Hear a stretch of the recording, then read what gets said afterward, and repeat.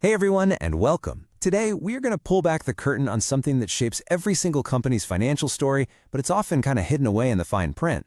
We're talking about accounting policies. Think of them as the secret rules behind the numbers, and trust me, understanding them is a total game changer if you want to see what's really going on with a company's performance. So, that brings us to a really interesting question, right? If accounting is supposed to be all about precision, why isn't there just one big universal rulebook for every single business out there? I mean, it seems like that would make sense, but the reality, well, it's a lot more complicated than that. You know, the simple answer is that in the business world, one size truly fits none. Businesses are just so different, operating in incredibly complex and varied ways. A single, rigid set of rules just wouldn't work. I mean, what a tech startup needs is worlds away from what a massive, global shipping company has to deal with. Okay, so here's the formal definition, and it's really key. Accounting policies are the specific principles a company picks, but just as important, they're also about the methods it uses to apply them. So you see, it's a two-part decision. First, you choose the rule, and then you have to decide exactly how you're going to put that rule into practice. To make this a little more real, let's think about where companies actually have to make these kinds of choices. Two of the biggest areas are how they value their inventory, all the stuff they have sitting on the shelves waiting to be sold, and how they value their financial investments. And here's a classic example of this in action. When it comes to inventory, a company could use the first in, first out method, or FIFO. That just assumes the first things you bought are the first things you sell. Or they could use an average cost method, which kind of smooths out any big price swings. Now, both of these are perfectly acceptable, but, and this is the important part, this choice is a key accounting policy that can lead to very different financial results. So, with all these choices, you might be wondering, what stops a company from just picking whatever policies make them look the most profitable? Well, it's a great question, and the answer is that these choices aren't just made randomly. They have to be guided by some really important, fundamental principles to make sure everything is fair and accurate. Management has to be guided by these three major ideas. First up is prudence, which basically means being cautious and not overstating how well you're doing. Second is substance over form, which means you have to show the economic reality of what happened, not just what the paperwork says. And finally, materiality. This means the policy has to be appropriate for items that are actually big enough to influence someone's decision.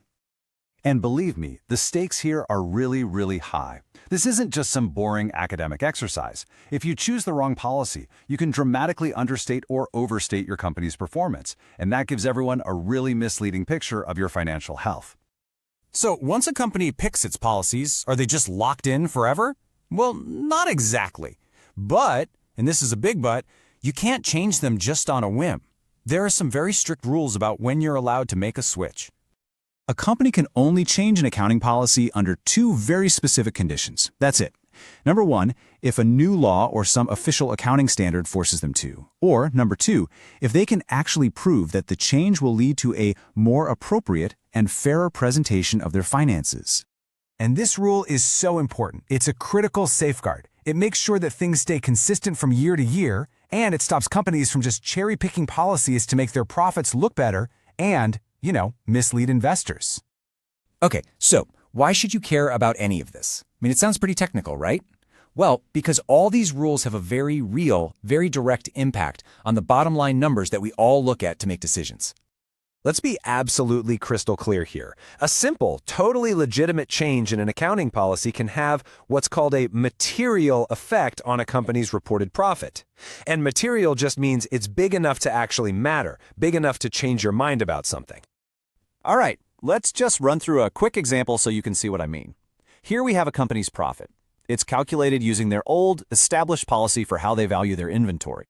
And the result is a profit of $1.2 million. Not bad, right? A pretty healthy-looking number.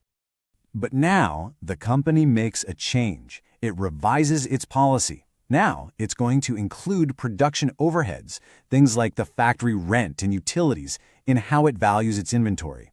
And this is a totally acceptable change that management thinks gives a more appropriate picture of the business. And bam, look at that. With that one little change, the profit for the exact same period jumps to over $1.5 million. Nothing else about the company's day-to-day operations changed, just the accounting policy. This right here is the single most important thing to take away from all this. The numbers you see on a financial statement are not absolute facts that are carved in stone. They are the final product of a whole series of choices and judgments. In other words, the policies that the company's management picked. So what does all this mean for you in the real world? Well, first, it means you can't just blindly compare the profits of Company A and Company B because they might be playing by slightly different rule books. Second, to really get what's going on with a company, you have to look past the headline number. And finally, getting a handle on these policies is absolutely vital if you want to make smart investment or business decisions. So, I'll leave you with this one final thought. The next time you're looking at a company's annual report, are you just going to glance at that final profit number, or are you going to take a second and ask the most important question of all? What are the policies that are hiding behind these numbers? Thanks for tuning in.